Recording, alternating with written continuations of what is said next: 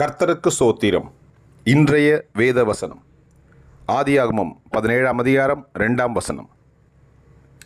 நான் உனக்கும் எனக்கும் நடுவாக என் உடன்படிக்கையை ஏற்படுத்தி உன்னை மிகவும் திரளாய் பெருக பண்ணுவேன் என்றார். ஆமேன். ஆதியாகமம் 17ஆம் அதிகாரம் 2ஆம் வசனம். நான் உனக்கும் எனக்கும் நடுவாக என் உடன்படிக்கையை ஏற்படுத்தி உன்னை மிகவும் திரளாய் பெருக பண்ணுவேன் என்றார். ஆமேன்.